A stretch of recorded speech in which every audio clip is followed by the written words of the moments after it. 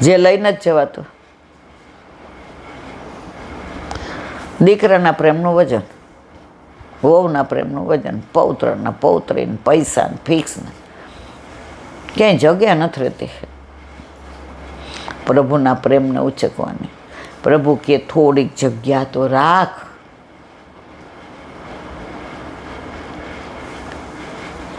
તકલીફ આ છે. એટલે રોજ અધરામૃત મળે છે તો એ રાસના દર્શન નથી થતા. કારણ તમારે રાસ કરવો હોય તો આ વજન સહિત ક્યાંથી કરી શકો મારા વાલા? એ બધા વજનને મૂકી દેશું ને એ દિવસે આપણો રાસમાં પ્રવેશ નક્કી છે. અનેક યુથો દેખાડ્યા. કોને? ગુસાઈજીએ. કોને? કિશોરીબાઈ. યુથોમાં દમલાજીના બીજા વૈષ્ણવની મધ્યમાં કિશોરીબાઈએ પોતાનું સ્વરૂપ પણ જોયું. તે સ્વરૂપે કેદાર રાગમાં રસભરી ગાઈ રહી છે. આ રસની વાર્તાની ટીકા શ્રી ગોકુલનાથજીએ રસમંજરીમાં કરી છે. આવા અદ્ભુત સ્વરૂપોના દર્શન કિશોરીબાઈને થયા તે પરમ સૌભાગ્યવાન છે. કિશોરીબાઈએ ગુસાઈજીને વિનંતી કરી, કૃપાનાથ, આ અદ્ભુત સ્વરૂપના દર્શન હું ભૂતલ પર છું ને સર્વલીલા મેં જોઈ, તેનું કારણ શું? આપણા કેટલા સ્વરૂપને ક્યાં છે એનું વર્ણન હવે ગુસાઈજી આપણને જણાવશે. દયારામભાઈના ચંદ્રાવલા. આપણે 33માં ચંદ્રાવલાનું અનુસંધાન કરીએ છીએ.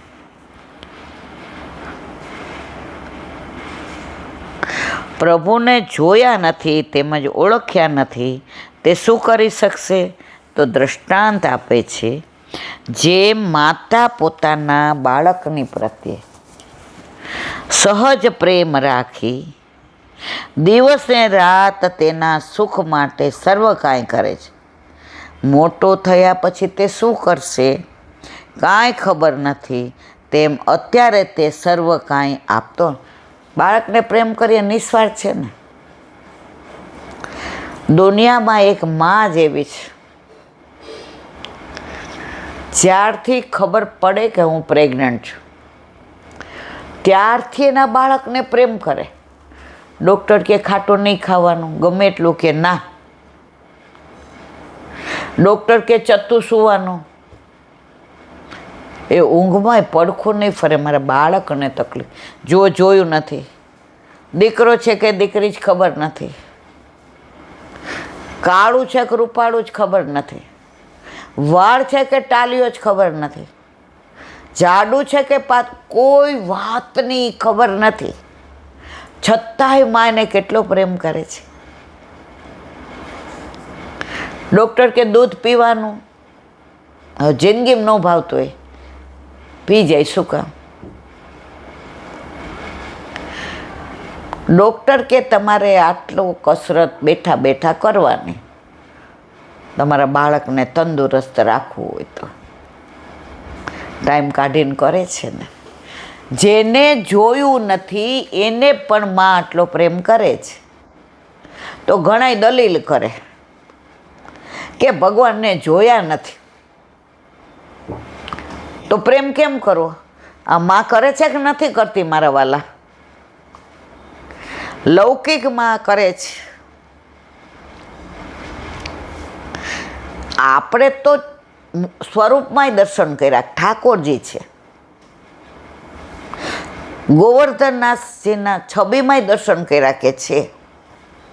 આ માએ તો એ ચિત્ર નથી જોયું.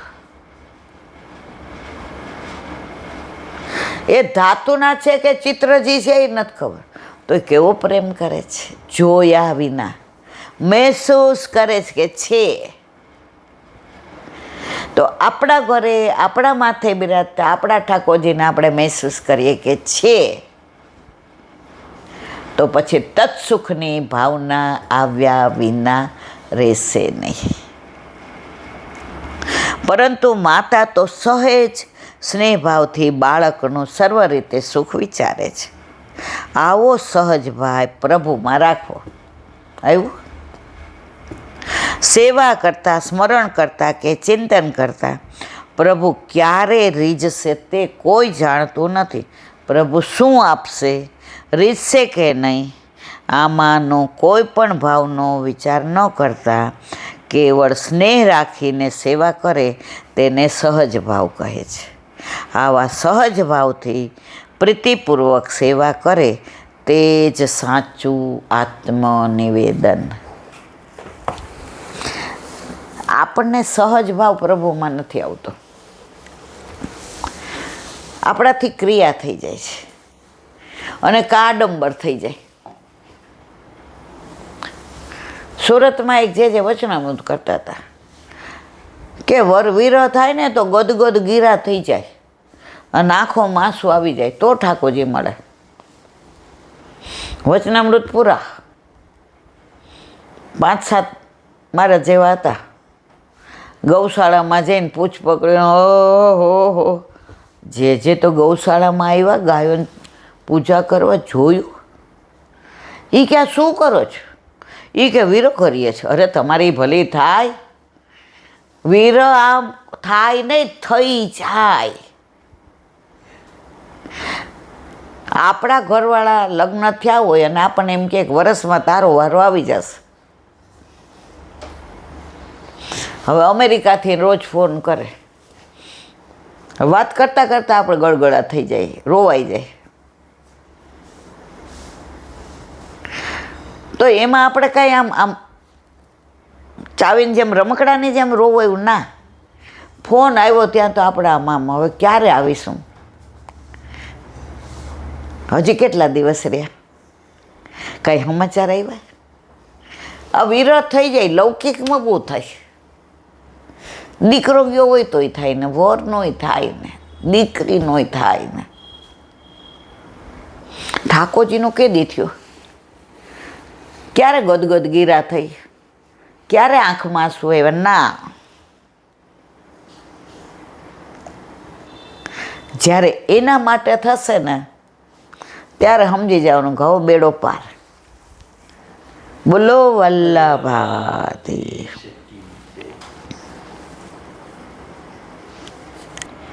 શ્રી વલ્લભાથી સુબોધનીજીનું પાન વલ્લભ કરાવે તો થાય, આને સ્પર્શ કરવો આપણા બસની વાત નથી.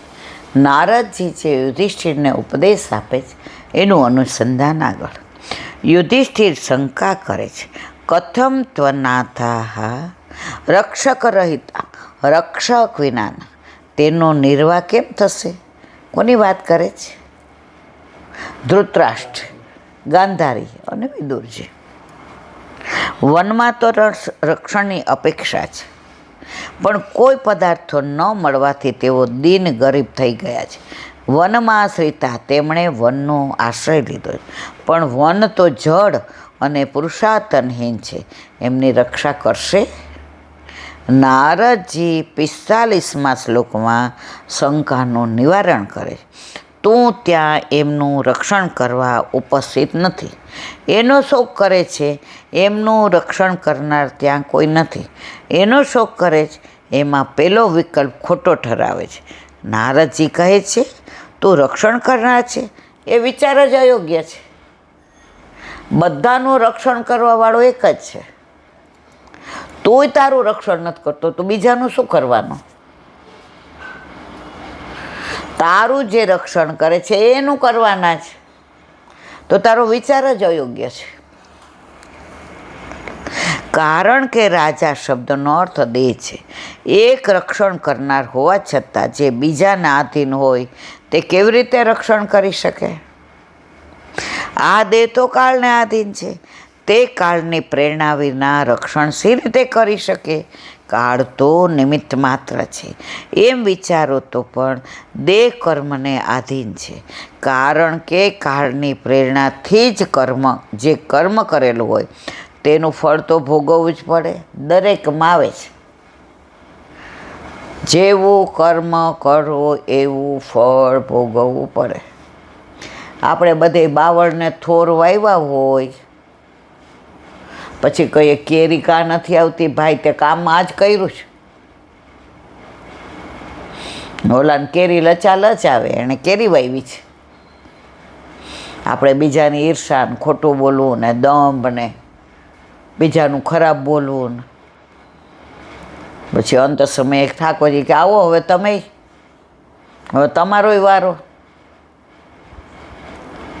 અત્યારે ખબર ન પડે, અત્યારે મજા આવે, એ મજા પછી અંત સમયે સજા થઈને હામી મળે.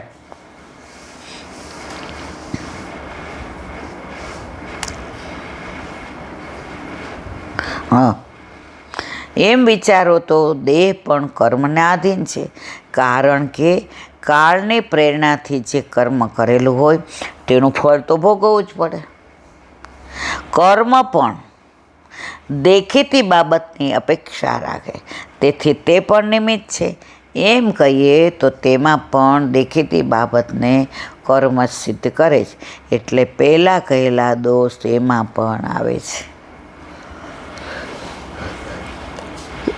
જો કાળ અને કર્મ સિવાય બીજો કોઈ કારણરૂપ હોય તો તે સ્વભાવરૂપ સત્વાદિક 3 ગુણો એટલે કે કાળ, કર્મ અને ગુણ એ ત્રણેય દોષિયા દેહ પ્રાપ્ત થાય છે.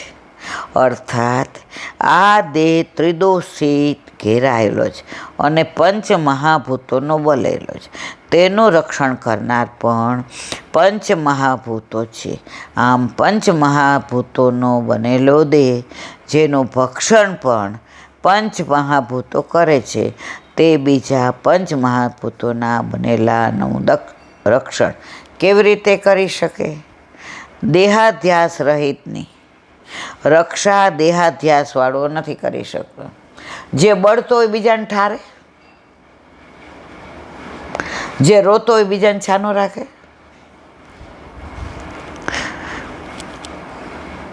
બોલો વલ્લભાધીશ કી જય. શ્રીમદ ભાગવત અને મારા गुरुदेव ने दंडवत प्रणाम चंदन सरोवर पे सूरदास जी के द्वार पे मेरा दंडवत प्रणाम. सुरभि कुंड पे परमानंद दास जी के द्वार पे मेरा दंडवत प्रणाम.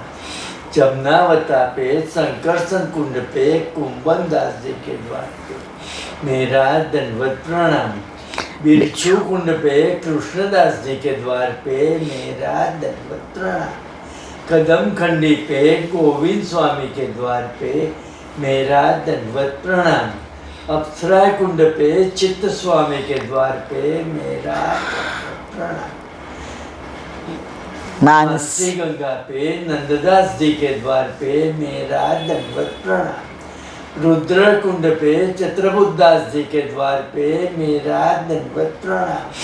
વ્રજ વિલાસ વ્રજની ગોપિકાઓને મારા दंडवत प्रणाम. હે વલ્લભ, સવારથી અત્યાર સુધી સેવા સ્મરણ સત્સંગ જે પણ તે કરાવ્યું તે તારે ચરણારવિંદમાં સમર્પણ કરું છું. ભૂલ અપરાધ થઈ હોય તો ક્ષમા કરશો. બોલો વલ્લભાધીશ કી જય. દ્રઢયેના ચરણ કેરો ભરોસો દ્રઢઈન ચરણ કેરો.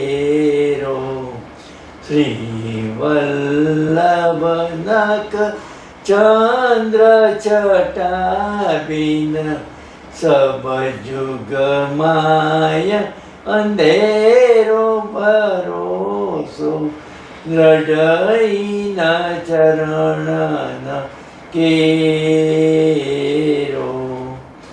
સાધન ઓર નહીં આ કલી में જાસો હોય નિવેરો.